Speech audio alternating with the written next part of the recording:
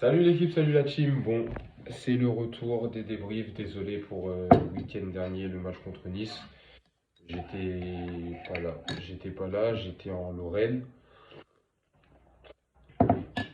Du côté de Nancy, du coup, j'ai pas pu faire le débrief. Mais là, en tout cas, je suis toujours pas là non plus. Là, je me retrouve du côté de la Meurthe-et-Moselle, à Metz. À côté de Metz exactement. Mais on va quand même faire le débrief. Parce que hier, c'était le retour de la Ligue des Champions. Parce que le dernier match du PSG en Ligue des Champions, c'est tout ce qui s'était passé. C'était le fameux match contre le Bayern, Vitinha. Enfin bref, c'était très très très très très compliqué. Une élimination honteuse des joueurs qui n'avaient pas fait le taf. Et ça avait été une belle désillusion. Donc il fallait se reprendre. Il fallait se reprendre avec une nouvelle équipe, la team. Une nouvelle équipe, un nouveau coach, Luis Enrique, qui connaît, puisqu'il a gagné la Ligue des Champions. D'ailleurs, c'est le fameux coach de la Remontada, pour ne citer que lui. Et puis des nouveaux joueurs, des joueurs made in France, des joueurs made in Île-de-France, je voudrais même dire. Une nouvelle équipe, des joueurs à fort potentiel, pas bling bling, mais qui ont du talent. Et il fallait se reprendre. Donc c'est pour ça que c'était un match qui était très important contre une équipe de Dortmund qui n'est pas non plus au meilleur. Erling Haaland est parti à Manchester City, Jude Bellingham est parti au Real Madrid. Marco Reus devient de plus en plus vieux, Rafael Guerreiro est parti au Bayern Munich, donc voilà, c'était une équipe vraiment de Dortmund qui n'était pas en pleine forme. Et c'était important parce que tout le monde dit qu'on est dans la poule de la mort, qu'il n'y a que des gros adversaires. Milan a fait match nul contre Newcastle. Voilà. Mais en tout cas, c'était un match qui était important et c'est un match que j'ai aimé. Pourquoi? Parce que le Paris Saint-Germain a dominé ce match de la tête et des épaules. Première mi-temps avec une domination territoriale, que ce soit dans le pressing, dans le contre-pressing, pour récupérer des ballons, pour se créer des occasions, on en reviendra après. Mais en tout cas, le PSG a dominé ce match, n'a pas réussi à marquer, mais a dominé ce match. Donc ça, c'était une très très belle chose. Et ensuite, deuxième mi-temps, un poil de chat, tant pis. Deuxième mi-temps, voilà, où Paris a continué cette domination et a pu la concrétiser avec des buts. Donc ça, c'est une très très belle chose.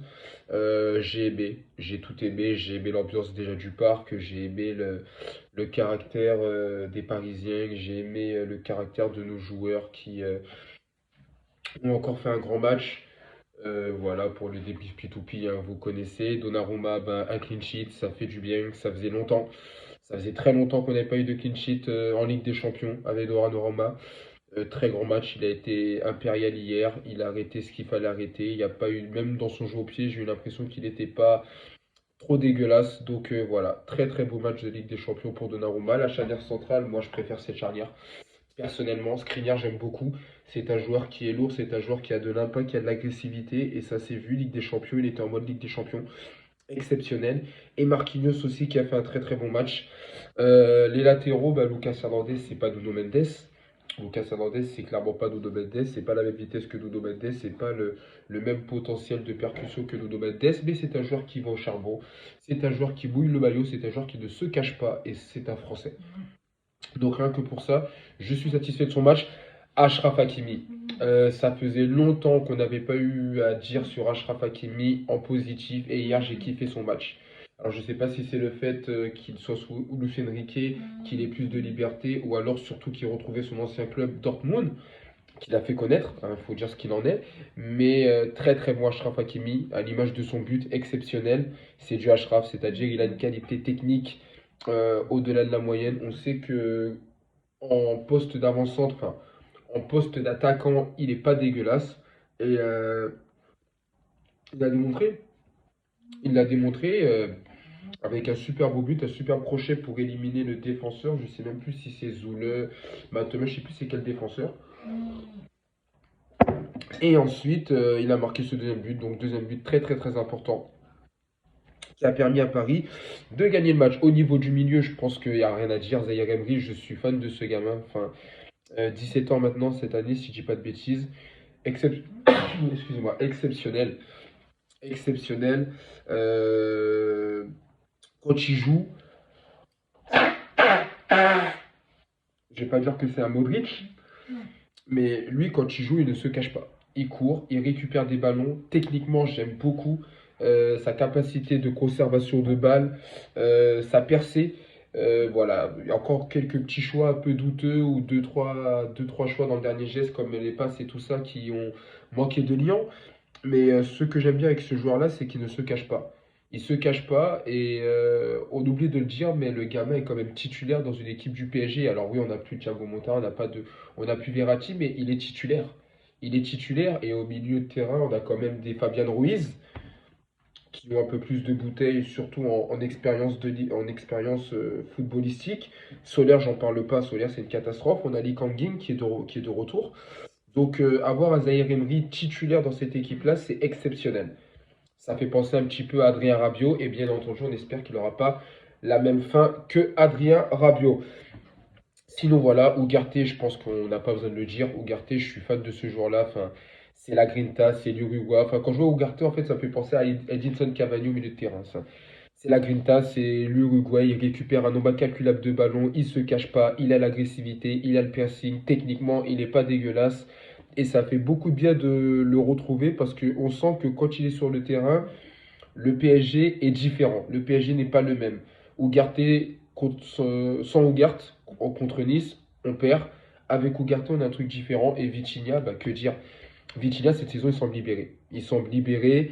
Il tente plus, il va plus vers l'avant et on se rend compte tous du milieu de terrain qu'il est. Donc voilà, très très bon milieu de terrain. Après, encore une fois, ça on verra contre les grands clubs comment ça fera. Mais en tout cas, j'aime beaucoup le milieu de terrain. Et puis bah, en attaque, c'est toujours la même chose. Kylian Mbappé, sauveur.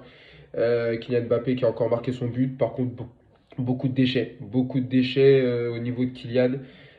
Encore une fois, heureusement que c'était contre Dortmund, heureusement qu'on est en phase de poule et heureusement qu'on gagnait que 2-0 parce que il y a eu quand même deux-trois occasions où le Kylian de l'année dernière les aurait mises au fond. Deux-trois occasions où il veut rentrer son pied mais il le rentre beaucoup trop tôt, où il croise beaucoup trop sa frappe. Et l'action où il est hors jeu, bah, ça veut tout dire parce que pour le coup, il essaye, il a le temps, il contrôle, il a le temps et il la met sur le poteau ou il la met hors cadre, je sais plus. Donc voilà, Kylian qui a déjoué mais qui a continué à marquer, qui continue à affoler les stats, 220 buts avec le PSG, meilleur buteur en Champions League pour le Paris Saint-Germain, 104 buts au Parc des Princes, il a 6 unités de Edinson Cavani, enfin bref, un Kylian Mbappé exceptionnel. À Ousmane Dembélé qui fait du Dembélé, c'est-à-dire techniquement, au niveau de la rapidité, de technique des dribbles, de la passe, il est très très fort. Par contre, dans le dernier geste, c'est toujours pas ça. C'est une maladresse légendaire, puisque maintenant Ousmane Dembélé, il est gaucher ou droitier, on ne sait pas, mais il est connu pour sa maladresse légendaire. Et je pense que je l'ai déjà dit dans des débriefs, mais le jour où Ousmane Dembélé améliorera sa finition, ça sera pratiquement l'un des meilleurs joueurs du monde, parce qu'il est exceptionnel. Mais par contre, dans le dernier geste, il faut qu'il soit là. Et puis bah, Randal Colomani, une première timide. On l'a vu, il a essayé de se montrer, il a essayé de combiner avec ses partenaires. Il n'a pas eu beaucoup d'occasions à se mettre sous la dent. Quand il a eu l'occasion de frapper, c'était souvent contré. Voilà, maintenant Randal Colomani, c'est un nouveau joueur. C'était son premier match titulaire avec le PSG. C'est son deuxième match seulement depuis qu'il est arrivé. Donc tous ces joueurs-là, de toute façon, on ne va pas les juger. Comme j'ai dit, on ne va pas les juger avant au moins la phase éliminatoire en Ligue des Champions. Là, on est vraiment encore dans des choses qui se mettent en place. Et c'est très important. À noter le retour de Kang In Lee. Moi, j'ai pas eu l'occasion de le voir encore jouer parce que bah, les matchs où il a joué, je ne regardais pas les matchs, je travaillais encore, donc je suis content. Il a du potentiel, j'aime beaucoup sa justesse technique, j'aime beaucoup sa percussion et je pense que c'est un joueur qui va apporter énormément au PSG, donc je suis content d'avoir vu Kang In Lee jouer. Le retour de Danilo, ça fait également plaisir. Voilà, Danilo, c'est un soldat, c'est un patron, il mérite de jouer le PSG. Et que je dise pas. Et puis Gonzalo Ramos qui aurait pu marquer un but. Voilà, leur jeu très très très très léger, vraiment. Je pense qu'il aurait pu marquer ce but-là. Il a encore à la recherche au premier but et je pense que ça arrivera parce que c'est un vrai numéro 9, c'est un mec qui est droit devant les buts et il n'y a pas de raison que Gonzalo Ramos ne réussit pas au PSG. Voilà, Luis Enrique, moi j'aime beaucoup. J'aime beaucoup le coach, déjà c'est un espagnol. T'as reconnu la ref, mais j'aime beaucoup le coach, j'aime beaucoup son style de jeu, j'aime beaucoup son jeu, ses commentaires, j'aime beaucoup sa proximité qu'il a avec les supporters, il se cache pas.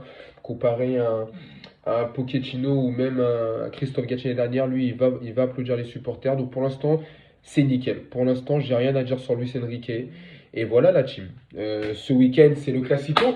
Classico contre les rats, contre les sardines, contre les Marseillais. Voilà, il faut les niquer, tout simplement. Il n'y a pas photo, faut les niquer. Faut